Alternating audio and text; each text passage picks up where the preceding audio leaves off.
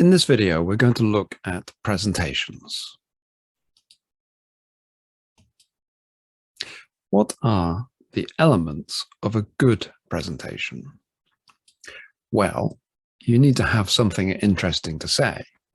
If you don't, it's not going to be a good presentation, no matter how well you present it. You need to present it well, and you need to have some kind of connection between the audience and the speaker. And this is easiest to establish in a live setting where you're in the same room with the audience. And you need to connect with the audience by looking at them, by smiling at them, by considering their mood, and by talking about something which interests them. So you need to think about the content. What are you going to say? You need to think about the structure of your presentation so it's clear to your audience where you are in your presentation and where you're going. You need to signpost the direction your argument is following, and you need to be able to emphasize, using your voice, the key points. Your delivery needs to be interesting so that the audience doesn't fall asleep or get bored or start thinking about something else or start checking their phones. Let's look at preparing presentations. So we need to be interesting, have something interesting to say, and say it well. So we can consider 3 W's.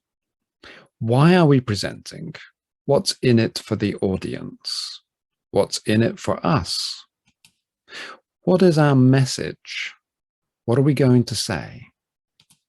And who are we talking to? Who is the audience? And is the audience the right audience for what we're going to say?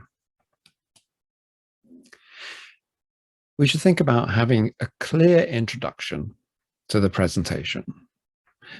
The body of the presentation, the main part of the presentation, should be logically organized.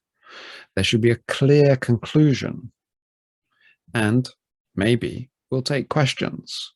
We could take questions during the presentation, but we could take questions after the presentation. And the audience really needs to know when they can ask questions. Let's look at the body of the presentation. The body needs to be structured into different sections. It might be 1 section, 2, 3, 4, 5 sections, depending on what we want to say. But these sections need to be in the logical order. And the different sections need to be clearly signposted so that the audience knows we've moved on to a new section, for example, or we've finished a section. And within the sections, they need to be structured. So we need to state the topic right at the beginning of the section with something like, now I'm going to talk about my second point, which is, and we tell them what the topic is, what the point is. Then we might say what the actual problem or the issue is. We might say why this is a problem or an issue, say what is to be done, and say why this will help. And that's a logical sequence for a problem solution kind of talk. And different points will have different structures, but they need to be logically organized like this. In the conclusion, we need to recap the main points which we've made, say thank you if we can't think of anything more interesting to say, and maybe ask for questions or deal with questions. In the questions section, we need to be able to thank the person for the question. We need to be able to respond to the question if we can, answer the question. Or we might want to deflect the question and not really answer it. And say something like, I can't talk about this at this time.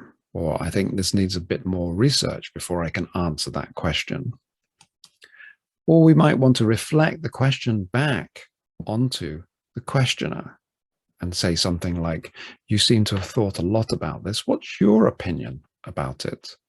This is very good for aggressive questions which you don't really want to answer. Let's look at the process. You're going to brainstorm ideas and perhaps do this with your colleagues in the class.